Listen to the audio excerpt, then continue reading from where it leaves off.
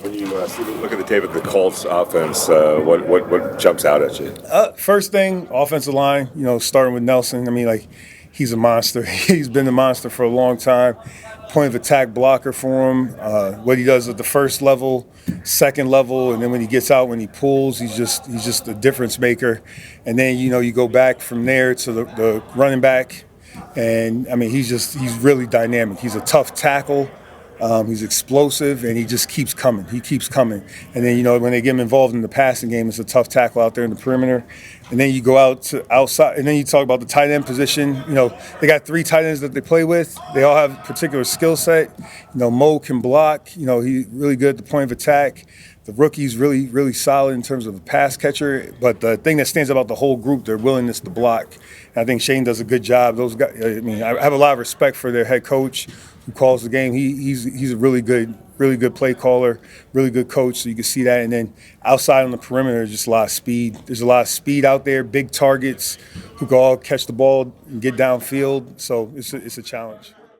And that was Raiders defensive coordinator Patrick Graham talking about the Colts offense, the formidable Colts offense, balanced Colts offense, which is what the Raiders are tasked with stopping on Sunday in Indianapolis when the Raiders travel to Indianapolis to play the suddenly hot and suddenly potent Indianapolis Colts. We'll get all into it in just 1 second. Just wanted to say welcome to Vegas Nation First and 10. I'm Vinny Bonsignore. I cover the Raiders for the Las Vegas Review-Journal and Vegas Nation. My colleague Adam Hill also covers the Raiders and everything else for the Las Vegas Review-Journal and Vegas Nation. This is Vegas Nation First and 10, brought to you by the Las Vegas Review-Journal and Station Casinos STN Sports. And Adam, let's just get right into it. I don't think a month and a half ago we could have really imagined this version of the Colts that the Raiders are getting ready to play, digging into their offense and defense. It's a pretty good-looking football team, and I think the Raiders have a tall task in front of them, especially stopping an offense that features one of the best running backs in the NFL, in Jonathan Taylor, and a rejuvenated Daniel Jones, who seems to have benefited from the partnership now that he has with former UNLV quarterback and assistant coach Shane Steichen, who's now the head coach in his 3rd year with the Colts. Yeah, for sure. It's an improved team for sure, a team that has been very successful early in the season. Now, look, there's a little bit of, where would they have been? There was a penalty that changed the outcome of the Broncos game that could have been 2-2, looking a little bit different. But the bottom line is they've played well, whether the results are there or not. Yeah. So the record says they're good. The numbers say they're good. Top 10 offense overall, top 10 passing, top 10 rushing. Middle of the road defensively, but they are pretty good against the run. So, we will see a solid team in Indianapolis, a team that right now has absolutely playoff aspirations and one that very well could win the AFC South. So a tough task for a Raiders team that desperately needs a win at this point. When you look at the quarterback ratings right now this year, Daniel Jones sits atop that list, I think, of both quarterback and passer rating. And if you look at his career numbers in both of those categories, like, he is way above either one of those. Like, he is just obliterating his career numbers in terms of those metrics. And I don't know if it's going to last or not, but they seem to have uncovered something. What do you think it is?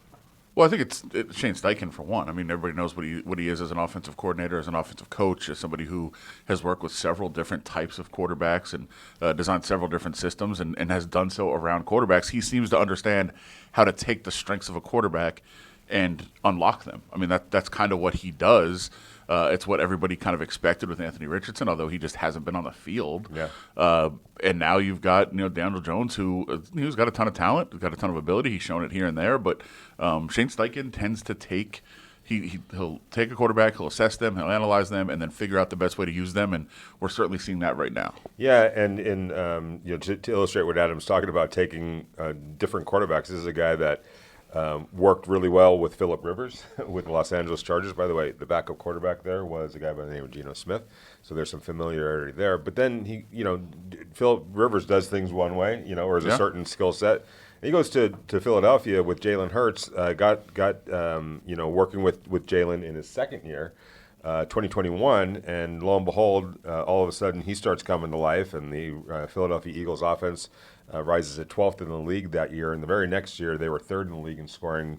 Jalen Hurts was having a fantastic 3rd year, his 2nd year starting, and the Eagles are in the Super Bowl. So to your point, it's been a wide range of quarterbacks that he's been able to work with. Jalen Hurts and Philip Rivers pretty much the same. Yeah. I think they're very similar attributes, Exactly. similar qualities. Yeah. But yeah, that's what Shane Steichen does. And he's been, as you mentioned, we've kind of known him around here since he was at UNLV as the quarterback and as starting off his college career.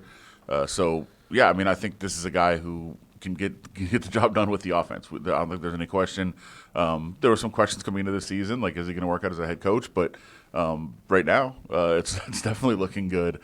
He knows what he is doing offensively, and their defense is playing well enough to support that offense right now. And I'll say this: I know, people kind of drag him for the Anthony Richardson experiment, but number one, I still don't think that that's necessarily over with. But even if it is, so what? Anthony Richardson he's hurt. Well, not only that, yeah, he's been bad too when he's been in there, and there's a history of him, just having all world physical skills, but being bad as a thrower. And set that aside for a second. Even if he doesn't ever turn out to be any good, right? So what? You owe it to yourself. You take chances like that, and I don't think that coaches should be fired because they take a chance in investing in a player with incredible skills, physical skills. Yeah. It didn't work out. You move on. They didn't take your franchise away from you. You didn't get relegated to the 2nd division. It didn't work out, and you move on to another quarterback in Daniel Jones, and you're having sex. In other words, Shane Steichen didn't forget how to coach, right? Yeah. And I don't think you have to always pay the ultimate price because you made a mistake going for it. Yeah, and I'll also just push back on anybody that doesn't think Anthony Richardson, I don't think has ever played a healthy game in the NFL. I don't think it's happened yet. I think he's still 23. Yeah. No, I'm 23 with you. I still think there's a future there. So I don't even think you could say, well, that experiment was a failure. I don't think anybody knows that yet. It's on pause. It's been paused for sure. And then this year he comes in as healthy, but they see what they have in Daniel Jones and how they're working together, and they make him the guy. So I think that. That's that's an incomplete, not a fail. Yeah. At this point, and they figured it out with Daniel Jones. So full steam ahead. I think right now with the Colts, and Shane Steichen right now, I would think is among the group that you would consider as the coach of the year, coach of the first quarter of the season, and now they have to see if they can keep it going. And their next task is a Raiders team that obviously has not been able to figure it out yet on that same level. So if you're Patrick Graham and you're Pete Carroll and you're looking at this Colts offense, which also includes a guy like Michael Pittman, who's an outstanding perimeter wide receiver, a really good young tight end I think he leads the team in targets that they're kind of running they're partly running their passing game through him, and then of course you've got Jonathan Taylor. So if you're Patrick Graham and Pete, where are you going? What do you focus on stopping first and making the other part kind of beat you? Well, I'm still making Daniel Jones beat you with his arm. He's very capable of running the ball as well. But I'm not letting Jonathan Taylor go off, and I'm not letting Daniel Jones run the ball against me and get going, because that's when he really takes advantage of the passing game, when he can get running, create those lanes, get the linebackers up, worried about him, and then throwing over the top of them. That's when he's really successful as a passer. So I'm taking away the run, and that includes the run of Daniel Jones if I possibly can. That's my focus. If he beats you downfield throwing, it happened. You got to try to take away something, but that's my primary focus going against them. We're going to get into the offense on the other side, but real quick, Raiders defense has to keep the Colts to how many points in order for this offense to do their part to maybe win this game? 20? 20 points. All right. 20 points for an offense that's playing pretty well, but if Adam thinks, I agree with you. I think if the Raiders can hold them to 20 points, they're going to be in this football game and have a chance to win it. In 1 second, we're going to take a quick break. We're going to hear from Chip Kelly real quick about what they're thinking about on the offensive side of the football. But before we do, hey, you guys spoke loud and clear, and we heard loud and clear. You wanted great Raider coverage over at Vegas Nation at a discounted price, and we are delivering the next 3 months for a digital subscription to Vegas Nation, which includes everything that we do Raiders related 24/7. can be had for 25 cents for the next 3 months. That's 25 cents for the next 3 months of a digital subscription to Vegas Nation. All you have to do is go to mylvrj.com/nation. That's mylvrj.com/nation and get signed up for the next 3 months of a digital subscription to Vegas Nation for 25 cents. Real quick, we're going to hear from Chip Kelly, the Raiders offensive coordinator. We asked last week about getting Ashton more involved in the passing game, and you said definitely you wanted to. He got 2 catches, 2 touchdowns. I guess, is that something you want to continue to develop even more? Yeah, if every catch is a touchdown, then we're all on board. No, but I mean, it's just the nature of our offense in terms of where we are. They were both red zone opportunities for them, and sometimes people, you obviously look at it, they're playing zone and they dropped out, so we dropped it down. They made you run it in, so we threw the ball in front of them, and Ashton did a good job on the linebacker and ran it in. So all those guys, Ashton, Raheem, they can do some different things. Zamir was our third down back before. Lobby's done some good things on third down. It just depends on how defenses are going to deploy themselves to defend you in the passing game. And we do have some weapons out wide, and Brock and Jacoby and Tuck. So, if you're going to focus on them and maybe think about doubling one of those guys, then that means the back's going to be one-on-one, and then those guys have to be a factor in the passing game. Okay, that's Chip Kelly talking about the Raiders offense, which, number one, can't turn the ball over 4 times, can't have your quarterback throw 3 interceptions. Let's start right there. I mean, the way Gino's season's going, this is the good game coming up, based on the schedule that he's been on. But bigger picture of that, it's been a weird year for him, and it's rare that he goes that period of time, which was 2 weeks. It's rare that he does that, where he throws 3 interceptions in 2 great games in that short period of time. What's your concern level that this is the Gino Smith that's going to be this year, or he's going to bounce back?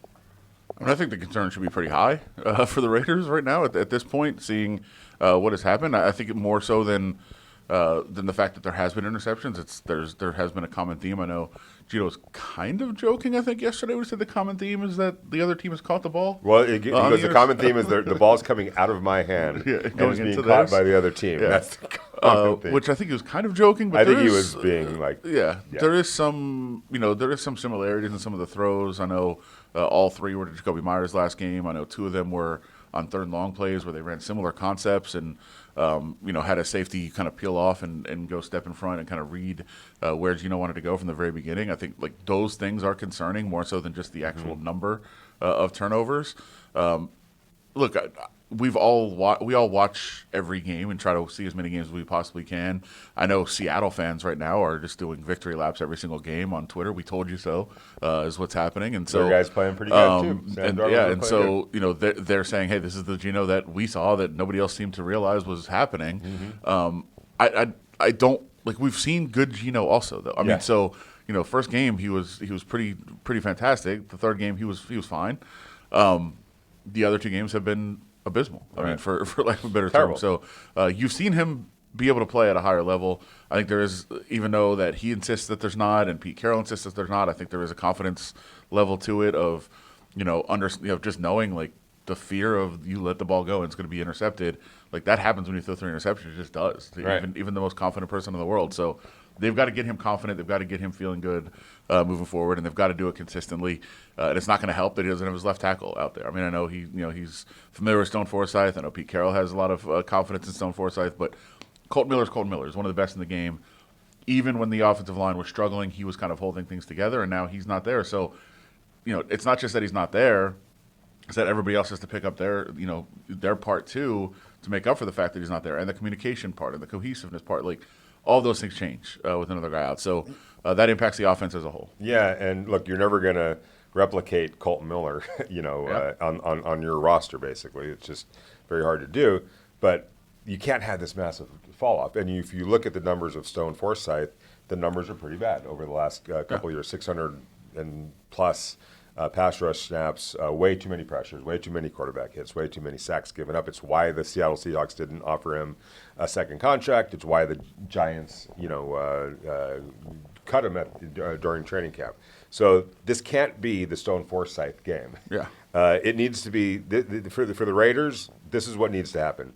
I don't know who the play-by-play guys are or what the call team is. Chris Myers. Chris Myers. Yep. Okay, Chris and I don't know why I knew that. Who's his color analyst? Great question. I actually know this, and I can't think of it right now. All right, so Chris and his color analyst are gonna probably lead off the telecast by saying Colt Miller's out. Stone Forsythe is the replacement. Here's Stone Forsythe's history. If that's the last you hear of Stone Forsythe, if you're watching the game on TV, it's probably a good deal. Yeah. If he keeps getting mentioned, it's probably not, unless he's just road grading players. But that aside, usually when you're talking about the left tackle, if you're talking about him a lot, it's because there's sacks and there's leakage and he's just not getting the job done. So this can't be the Stone Forsythe game.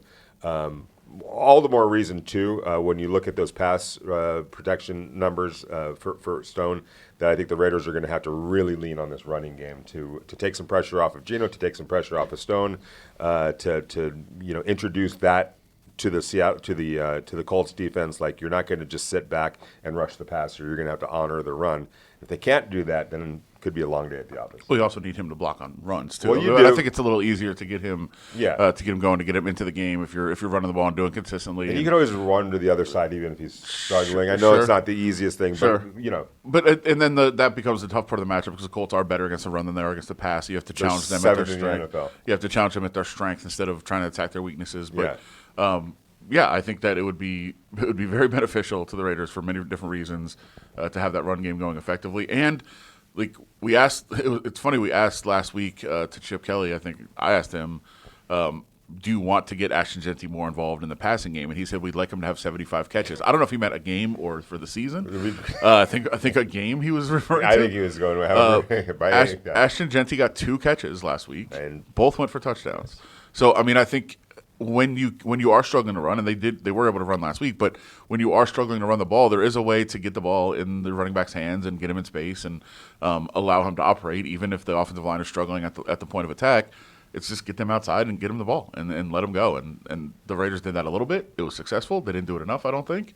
So we'll see if they're able to get him a little bit more involved in the passing game. All right, we asked how many points the Raiders defense needs to hold the Colts to give the offense a realistic chance to do what they got to do to win the game. I'll ask the question from the other angle. How many points does the Raiders offense need to score for you to feel comfortable that they can achieve a win on Sunday? Well, I guess 21. I mean, if it's 20, the other way around. Well, I'm suspicious that they're going to be able to hold the Colts to 20. Sure, so am I. Yeah, so therefore, I think it's got to be Look, it's a 28-31. Understand it's obviously an oversimplification. Like games play out differently. There could be a bunch of turnovers that lead to a very high scoring game. Could be a lot of runs that get the clock running quicker, and it's a very low scoring game, and you don't know. But yeah, I mean, I think if you're high 20s, you have a fairly decent chance. I mean, that on average, that would tell you're probably gonna have a fairly decent chance to win the game. So if the Raiders set out to score a touchdown a quarter, there's 28 points. Like that's probably in the area where you think you probably have a chance to win. But again, we're very oversimplifying when we say how many points you need to win. Okay, it's supposed to be a really nice day in Indianapolis on Sunday. Roof open? I don't think so. First of all, I hope it's not. I like inside games. I love that stadium looks spectacular. You've never seen it with it open. Roof open, no. Spectacular, beautiful, way better. And I think it's a. I am a big fan. I am a big fan of Indianapolis. For those, if you take advantage of our special and get Vegas Nation and a quarter for 3 months, you can go back and look at my NFL city rankings. Yes. From 2 years ago, you can look that up. And Indianapolis was very high. I'm going to tell you that. I'm a fan of the way the city is laid out. Very, very small downtown. Literally no need to drive anywhere. Just walk to anything in town and walk from hotel to dinner to wherever you're going out at night, and then walk to the stadium in the morning. It's fantastic. That's why there's so many conventions. For people that have never been there, that's why there's so many conventions. That's why there's so many events, Final Fours and Big Ten championships. That's why the NFL scouting combine is there. The combine. I mean, it's a perfect setup for the combine. It's a tremendous event city. So very cool to be going up there again. Yes, I have not seen it open. I prefer indoor games. I actually don't. On TV, I like the outdoor. I like the elements, that sort of thing. But inside, it's like a better viewing experience, I feel, inside when it's a dome. So we'll see how it is. I'm going to get him to change his opinion if that thing is open. I think he's going to I'm sure it's fine. It looks great. I've seen it on TV. It looks great. But yeah, every time I've been there, it's been closed. So we'll see how that Usually plays it's out. bitterly cold. That's why too. Sure. I think it's. I think I was looking back, like the last 3 times I've been there is like December or January. So yeah, it's been cold up there when we've been. It will not be. I don't think this time. No. There might be a little bit of rain I saw in the forecast at some point. There But you go. That's gonna give them the excuse. yeah, we'll see how that part of the game plays out. Although it is interesting to note, we talked coming into the season, Gino Smith's numbers inside have been absolutely spectacular over the years, and outside they have not been very good at all. This year, kind of the opposite. Yeah, so that's what I'm saying. Maybe I don't think they're going to take it that far. All right, we're going to go actually to our weekly feature featuring Heidi Fang, our own Heidi Fang, and Chuck Esposito, the race sportsbook director of Station Casinos, and they're going to take a look at this weekend's games. Heidi, Chuck, take it away. Joining us now here on the First and 10 podcast, it's Chuck Esposito in for his weekly segment. Of course, he's the race and sports director over at Station Casinos. I'm Heidi Fang. We're going to break down all of the week five. Wow, it's weird to say. Week 5 odds for you. I hate how fast it goes, Chuck. I know you do too. Football, like we have. It does, yep. It's king. So tell me, what's shaking right now at Station Casinos and on the STN Sports app for you, and just like what it's been like so far with NFL? Pro football's been a little crazy this year. I mean, it was dominated by favorites early, but we've seen a lot more parity over the last couple of weeks, which has been great for our side of the counter, including the Monday night or the Thursday night game, I should say, with the 49ers winning the game outright. We had the Giants beat the Chargers outright. So the Packers lose to the Browns. So anytime you get big upsets like that, it's yay sports books, because we didn't see a lot of that toward the end of last year. But definitely a little bit more parity so far. So we'll definitely take it. Anytime the dogs are barking and we get a little puppy love, there's a smile on my face. But a long season to go, as you alluded to. So Raiders +7, Pitbull, Chihuahua, Greyhound. What kind of dog are we going with here? +7 against. We don't always need the Raiders. A lot of times we're rooting from the fan side of it for the Raiders, but not from the business side. This week I think it's going to be a combination of both. The number opened up 6. It's climbed up to 7. I think it's more a product of Bowers being banged up, Crosby being banged up. The Colts probably should have beaten the Rams and remained undefeated. They've been one of the surprise teams this year. But I think it's the struggles on offense. I know that Gentry broke out against the Bears and had a great game, but I think you look at the 3 interceptions by Gino Smith. He's got 7 for the year. That offense just isn't clicking like I think they had hoped it would. And this Colts team is really playing well right now, even though they lost last week to the Rams. So uncharacteristic, but 70% of the tickets are on the Colts. Okay. And from our side of it, we are going to be Raider fans come Sunday. Yeah, you talk about the Colts team right now, and you look at Shane Steichen, what he's done with this team overall. Just early impressions from defense to offense. What are your thoughts on the Colts team? I like the Colts team a lot. I think adding Daniel Jones made a huge difference. Anthony Richardson was a high draft pick, I think number 4 overall. He just wasn't ready yet. I think getting him to sit for a few years may help unless they move on. But the skill position players they have, getting Warren in the draft, and Michael Pittman and Taylor and Downs and Mitchell, they've got a lot of good skill position players, a really good offensive line, and I think their defense has been overachieving so far. So it's a Colts team that can win that division. I think they're one of the biggest surprises, but really it's Daniel Jones. And I think you look at the Vikings right now, they probably wish they still had him. Maybe the Giants do too. I know they've gone to Jackson Dart, but still a very young quarterback. But Daniel Jones has been the difference in the success of the Colts through the first 4 weeks. There's a lot of quarterback names that I wouldn't expect to hear that have done well or been efficient. Mac Jones last night, I was impressed with his resurgence. We've seen resurgence out of Daniel Jones. Now, another name I want to bring up, Cooper Rush with the Baltimore Ravens. Right now, the Ravens are 2-point underdogs on your STN Sports app with the Texans facing them this Sunday. What are your thoughts on this one? How that number's moved, Chuck? It's about a 7-point adjustment for a quarterback based on who it is. This is like a 10-point adjustment. And I think it's, Lamar Jackson is so good. You put him in that upper echelon of the top 3 quarterbacks in the league. What he adds with his legs is such a difference maker. Unfortunately, we're not going to see that with Cooper Rush. And I think that's why you saw the huge adjustment right now, where it's sitting at the Texans, actually the favorite in the game. Can't believe that the Ravens are 1-3. They're a home dog. But I think the real key here is that I think the injuries, it's not just at quarterback.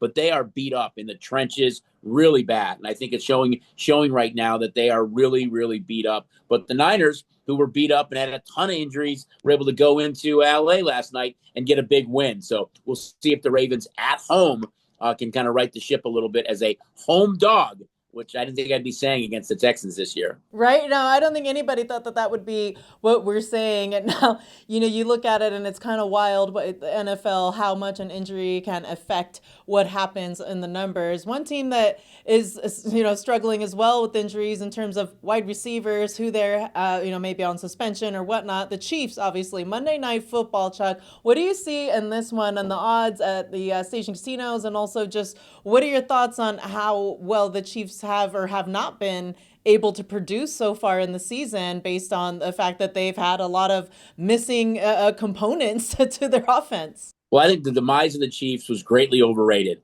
The way they played last week and got that big win against the Ravens, I know they were banged up, but you couple that with the Chargers losing at the Giants. So what looked like the Chargers could be 4-0 and the Chiefs 1-3, and a monumental hill to climb became 3-1 and 2-2. You got Xavier Worthy back. That was a big help. You're not that far away from getting Rice back at wide receiver. I think everyone who was hitting the panic button on the Kansas City Chiefs can stop. And I'm going to coin Aaron Rodgers. Relax. We're the Kansas City Chiefs. They're okay. So I'm not hitting the panic button on the Chiefs like I am some other teams right now. That was a huge win for them. And they're a road favorite against the Jacksonville team that has played good defensively, but really underachieved offensively. You look at Brian Thomas, second-year struggles. Trevor Lawrence with new coach Liam Cohen hasn't produced. And Travis Hunter on both sides of the ball right now, I think it's a major question mark. He really hasn't been what they thought he would be, especially on offense yet. So Chiefs are a road favorite Monday night. My guess is we're going to be Jags fans come kickoff on Monday night. And I'm sure it will be inside the sports books over at stations locations as well, Chuck. I appreciate everything that you do here, coming on every week and breaking it all down for us. So if you're watching and you have some time on your hands and you're wondering where you're going to watch that Aces game tonight, maybe head down to one of the locations around the valley. Chuck, thank you so much for the time. Oh, and don't forget the app. Don't forget the app. You can always download that app. Sign up for the app. We still have up to that $50 no-worry wager. So if you place a wager, you hit that no-worry button, up to $50. You win, yay. If you lose, we're going to give you back up to $50. And if you are out here watching the games, great drink specials. $3 shots, $3 beers, $1.99 margaritas. You can't be at the game. Be at one of our books. The atmosphere is crazy fun. Love it. Well, Chuck, thank you again so much. We look forward to talking to you again when week 6 comes around for the NFL season, and I appreciate your time as always. All right. Thanks, Heidi. Thank you. And now back to Adam and Vinny on the First and 10 podcast. Our thanks again to our own Heidi Fang and Station Casino's Sports and Racebook Director, Chuck Esposito, for all their great thoughts on this weekend's games. All right. Over, under, I don't know how to ask this question. Does Ashton Genty get over 100 yards in this game? 100, I'm going to say no. I don't know what the actual prop is. I haven't looked. I would imagine it's probably in the 80s somewhere around there. I think the Colts are pretty stout defensively against the run. I think if the Colts do get a lead, which is possible in this game, they kind of make you one-dimensional and make you throw the ball a little bit, which they've done in a couple of games, get ahead of teams. So I think it'll be a little bit more difficult. I actually think this is the week they actually do try to get Ashton Genty much more involved in the passing game, and we'll see how that part of it works out. But yeah, I think it's going to be a struggle to run the ball for a couple different reasons. First, the interior of the Colts defensive line is really good. That's why they're good against the run, because they're really good in the middle up front. So it's a huge challenge for the Raiders' interior offensive line. Stone Forsythe being in there is certainly a challenge for the Raiders. Anybody would be a downgrade really from Colton Miller. There's like 4 people in the world that are better left tackles than Colton Miller. How big of an impact is that going to be on Sunday? I think it's going to be huge. I think it's, like I said, he's one of the best in the world to do what he does. That's what. Yeah. Almost anybody is a downgrade. That's not a knock on Stone Forsythe. It's more just a praise. Reality. It's praise on Colton Miller, how good he is. Like, that's a big downgrade, and that's already an issue. That's already been an issue on the offensive line. And now you take away the best offensive lineman. That is going to be a challenge for any team. But that is the challenge. Like, Stone Forsythe is a NFL player. Yeah. He's a very good football player. Hasn't been successful the last couple of years necessarily, but hey, here's your opportunity, here's your challenge. You got to step up and fill the role of, I think as he said, those are big shoes to fill, but that's your job. And that is right up Pete Carroll's alley. Hey, here's an opportunity. Go run with it. They know each other well. Pete drafted him out of Florida back in 2021. So we'll see if he's able to hold down the fort, as they say, and make that. It's going to be an issue, but make it an issue that's not going to be the fatal flaw. This week or the next 3 games or for however long Stone Forsythe is in there for Colton Miller. And right now Miller is on IR, so he's got to miss a minimum of 4 games. And we'll see if it's any more than that.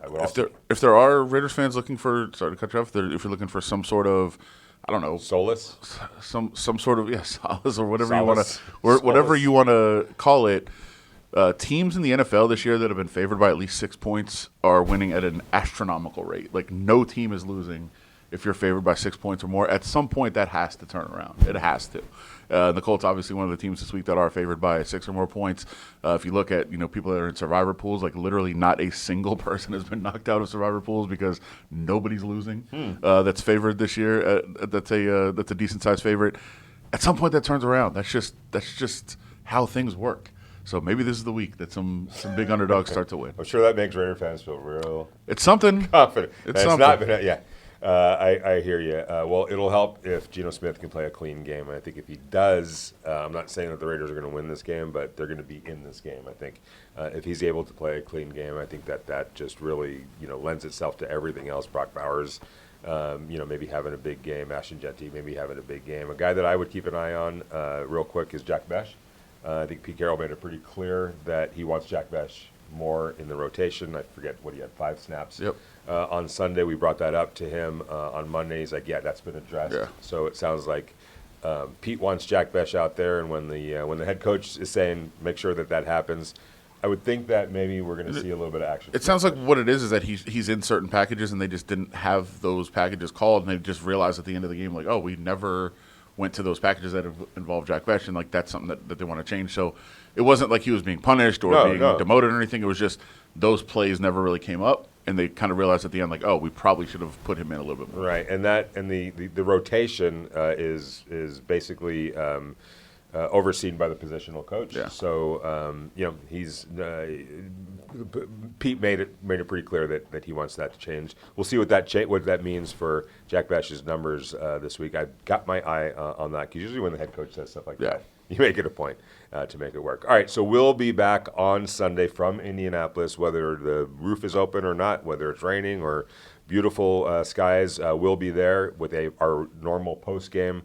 First and 10 podcast. I want to say thank you guys for sticking with us and staying loyal. The numbers are great. We really do appreciate that. Don't forget to go to mylvrj.com/nation. That's mylvrj.com/nation in order to get your next 3 months of a digital subscription to Vegas Nation for 25 cents. Enjoy the weekend. There's some great college football games on. By the way, Boise State is playing up the street against Notre Dame. I talked to Ashton. He was like, no, I'd like to go to that game. Sneak up there. I think they're going to. I think he's going to be busy going to meetings and stuff like that. But he did say he's going to try to catch as much of it as he could on television. What game do you have your eye on Saturday? Well, UNLV, obviously. UNLV in Wyoming. Yep. Here in Vegas, UNLV team opening conference play that's undefeated. Obviously hoping to get into that playoff. It's a big game here in Vegas. It's not in Vegas. It's a while. It's down the road. All right, I'm keeping my eye on that. We need USC to win that game. I'm a Notre Dame fan, so need our strength of schedule. Sorry, at your expense.